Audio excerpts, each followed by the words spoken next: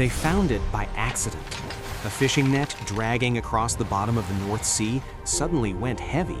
When they hauled it up, tangled in the mesh was a piece of bone, carved, sharpened into a point, a weapon made by human hands.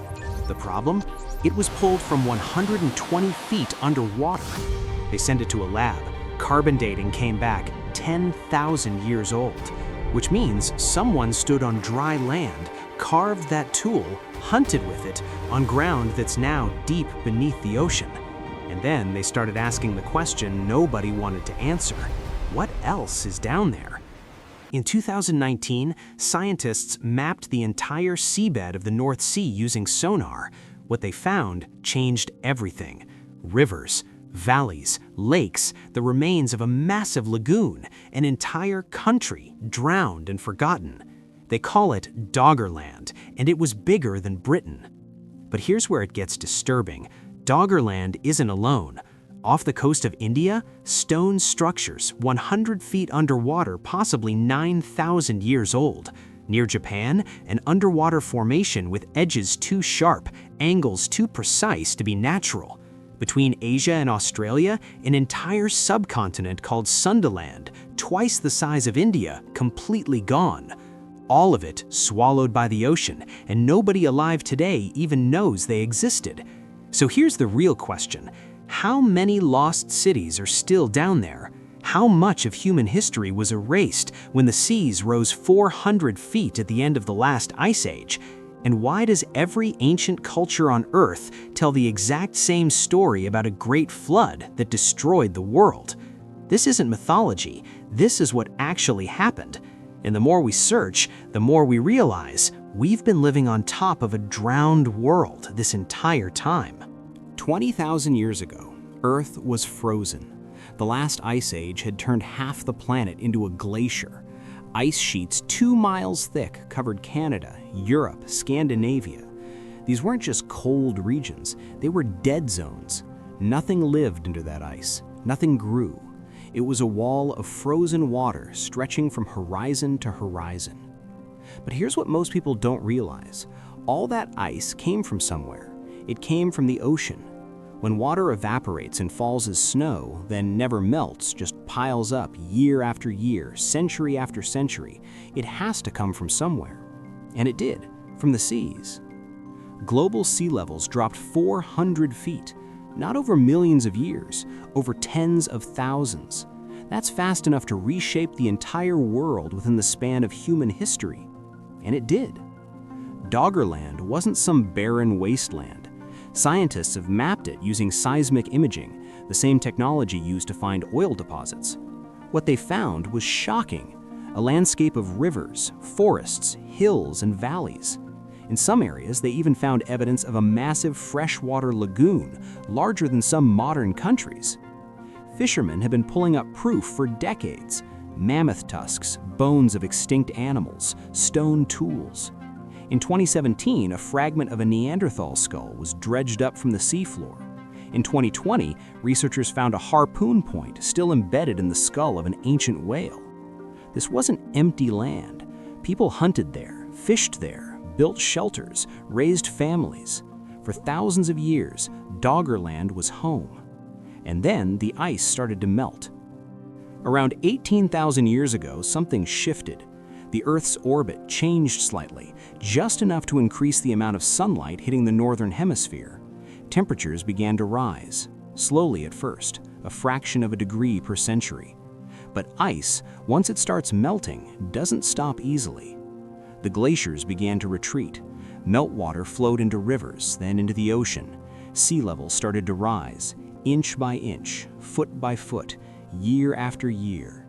This process, called deglaciation, lasted for over 10,000 years, and for the people living on the world's coastlines, it was a slow-motion catastrophe. But it wasn't just slow. There were moments when it accelerated. Scientists have identified something they call meltwater pulses, periods when sea levels didn't just creep up, they jumped. The most dramatic one happened around 14,600 years ago. In just 350 years, global sea levels rose by 50 feet. Think about what that means. If you're born near the coast and you live to be 70 years old, the shoreline will have moved inland by 10 feet during your lifetime. The beach your parents knew doesn't exist anymore. The fishing grounds your grandparents used are now too deep to reach. And it's not stopping. Every generation, the water comes closer. Then, around 8,200 years ago, something catastrophic happened. In North America, there was a glacial lake. Not a small one. Lake Agassiz was larger than all 5 Great Lakes combined. For centuries, it had been held back by a dam of ice. Billions upon billions of gallons of meltwater trapped behind a frozen wall. And then, the dam broke. The water didn't trickle out, it exploded. In a matter of days, possibly hours, an incomprehensible volume of fresh water emptied into the ocean. The discharge was so massive it disrupted ocean currents. It caused a temporary cooling event across Europe, and it raised global sea levels by several feet almost overnight.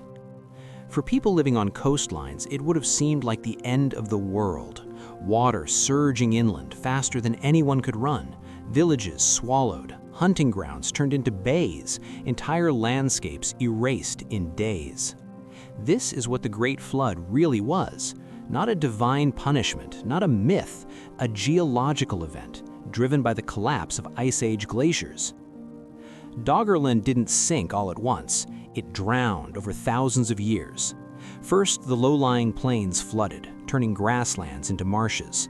Rivers widened into estuaries. Lakes became bays. By 8,500 years ago, Doggerland had been reduced to a chain of islands, the last high points still above water. Fishing communities, probably, people clinging to what was left of their ancestral land. And then, around 6,500 BCE, the final islands went under. Doggerland disappeared. The land bridge between Britain and Europe was gone. But the people didn't vanish. They moved. They migrated to higher ground, to Britain, to the European mainland. And they carried something with them, the memory of what had been lost. Doggerland is just one example. The same thing was happening all over the world. In Southeast Asia, there was a landmass called Sundaland. It connected Thailand, Malaysia, Vietnam, Borneo, Java, Sumatra, all of it one continuous stretch of land. At its peak, it was twice the size of India. And then the seas rose. Slowly, over millennia, Sunderland was carved into the islands we recognize today. River valleys became straits. Plains became shallow seas. By 7,000 years ago, millions of square miles of inhabited land had been submerged. When Sunderland flooded, its people didn't disappear, they scattered. Some moved inland into the highlands. Others became seafaring, island hopping across what had once been their hunting grounds. And they carried stories with them, stories of a time when the land was whole, before the ocean came. These stories still exist. Indigenous groups across Southeast Asia and the Pacific have oral traditions describing a time when islands were connected, when you could walk between places that now require boats. For centuries, Western scientists dismissed these stories as folklore, primitive myths with no basis in reality. Then they checked. Geological surveys confirmed it. Sea levels around Southeast Asia rose dramatically between 12,000 and 7,000 years ago, exactly as the stories described. The Aboriginal peoples of Australia have similar traditions, stories passed down for thousands of years, describing coastlines that extended far beyond where they are now, islands that were once reachable on foot, landmarks now drowned beneath the waves. In 2015, researchers analyzed some of these stories in detail and cross-referenced them with geological data. The stories were accurate. Some of them appear to preserve memories of events that happened over 10,000 years ago. That's not mythology, that's memory. Oral history preserved across 400 generations. And it's not just tribal legends. Ancient texts describe the same thing. In Hindu scriptures, there's a city called Dwarka, the legendary capital of Lord Krishna. According to the texts, it was a great port city, prosperous and advanced. And then, after Krishna's death, the ocean swallowed it. For most of history, Dwarka was considered purely mythological, until 1983. That year, archaeologists exploring the waters off the coast of Gujarat, India, found something: submerged stone structures, walls, foundations, what appeared to be the remains of an ancient city sitting 100 feet below the surface. Since then, more discoveries have been made: anchors, pottery, seals with inscriptions. Some of the materials have been carbon dated to over 9,000 years ago. We still don't know the full story of Dwarka, but the fact that it exists at all suggests something profound. The ancient texts weren't entirely fictional. They were based on real places, real cities, real events, places that were later drowned by the sea. Then there's the Yonaguni Monument off the southern coast of Japan. In 1985, a diver exploring the area came across something strange: a massive rock formation sitting about 80 feet underwater. But it didn't look natural. Flat surfaces, right angles, terraced steps, channels carved into the stone. For decades, researchers have debated what it is. Some believe it's a man-made structure, possibly a temple or ceremonial platform, built when sea levels were lower. Others argue it's a natural formation, shaped by tectonic activity and erosion. The debate continues, but here's what we know for certain. The area where the Yonaguni Monument sits was above water until roughly 10,000 years ago. If it is man-made, it would make it one of the oldest structures on Earth. And if it's not man-made, then nature created something that looks disturbingly intentional. Every ancient civilization has a flood story. Not similar stories, the exact same story. In Mesopotamia, the Epic of Gilgamesh describes a great flood sent to destroy humanity. A man named Utnapishtim is warned in advance. He builds a massive boat, loads it with animals and his family, and survives. When the waters recede, the boat comes to rest on a mountain. In the Bible, it's Noah. Same story. A flood destroys the world. One family is saved. They bring animals. The ark lands on a mountain. In ancient Greece, it's Deucalion and Pyrrha. In India, it's Manu. In China, the Great Flood of Gun Yu. Indigenous cultures across the Americas, Africa, Australia, they all have versions of the same story. For centuries, scholars dismissed this as coincidence, universal human fears about water, they said, metaphors for moral cleansing. But there's a problem with that explanation. These cultures had no contact with each other, no shared religion, no trade routes. They were separated by oceans, deserts, mountain ranges. And yet, they all remembered the same event: a catastrophic flood, water rising from the sea, land disappearing, survivors fleeing to higher ground. What if these aren't myths? What if they're memories? Between 18,000 and 7,000 years ago, sea levels rose over 400 feet. Coastlines all over the world were inundated. Millions of square miles of inhabited land vanished beneath the waves. The people who lived through this didn't have writing. They couldn't record what was happening. All they had were stories, and they made sure those stories survived. Generation after generation, parents told their children, the water came, the land was lost. This is what happened. Remember. Over thousands of years, the details blurred, names changed, gods were added, the stories became myths. But the core memory remained. The flood was real. Around 10,000 BCE, something extraordinary happens in human history. After spending hundreds of thousands of years as nomadic hunter-gatherers, humans suddenly start settling down, permanently. They domesticate plants, they build villages. Within just a few thousand years, the first cities emerge, writing is invented, governments form. Civilization as we know it begins. Why? What changed? One theory, the flooding of the coastal plains forced populations inland. The most fertile, resource-rich land, the river valleys and coastal plains where people had lived for millennia, was disappearing underwater. People had to adapt. They moved to river valleys, the Tigris and Euphrates, the Nile, the Indus, and in those valleys, they started farming, they started building. The Great Flood didn't just destroy the old world, it created the new one. And then There's Gobekli Tepe. In 1994, archaeologists in southeastern Turkey uncovered something that shouldn't exist: a massive stone structure, enormous pillars, some weighing over 10 tons, arranged in circles.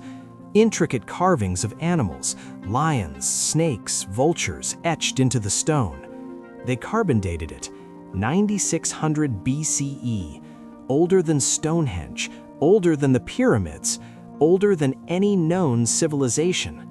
And here's the problem: there are no signs of habitation nearby. No houses, no villages, no evidence of agriculture. Just this enormous temple complex built by people who supposedly hadn't even invented farming yet. Why would hunter-gatherers spend decades, possibly generations, constructing something like this? Some researchers believe Gobekli Tepe wasn't just a temple, it was a memorial, a monument built by survivors of something catastrophic, a way of saying, we lived through the end of the world, and we need to remember it. Today, sea levels are rising again, not because of Ice Age glaciers, those are long gone, because of us. The current rate is about 3.4 millimeters per year. That doesn't sound like much, but it's accelerating. In the last century alone, seas have risen nearly 8 inches. Coastal cities around the world are already flooding: Miami, Bangkok, Venice, the Maldives. If current trends continue, we could see several feet of sea level rise by the end of this century. And if the Greenland or Antarctic ice sheets destabilize, if they collapse the way Ice Age glaciers did, we could see much more. Millions of people will be displaced, coastal cities will be abandoned, and thousands of years from now, future archaeologists will dive down to explore the ruins of our world, the same way we're exploring Doggerland and Dwarka now. They'll find our buildings, our roads, our monuments, and maybe they'll wonder, did they know what was coming? Did they leave any warnings? The Great Flood wasn't a myth, it was real. Between 18,000 and 7,000 years ago, over 400 feet of sea level rise drowned coastlines across the entire planet. Entire countries disappeared, civilizations were erased, and the survivors remembered. They passed down stories for 10,000 years, stories that became the flood myths we know today. We're only beginning to uncover what was lost.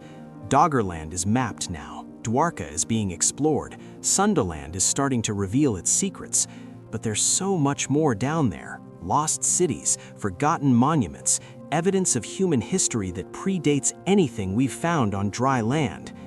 The water took their world, but it couldn't take their memory. And now, it's our job to bring it back.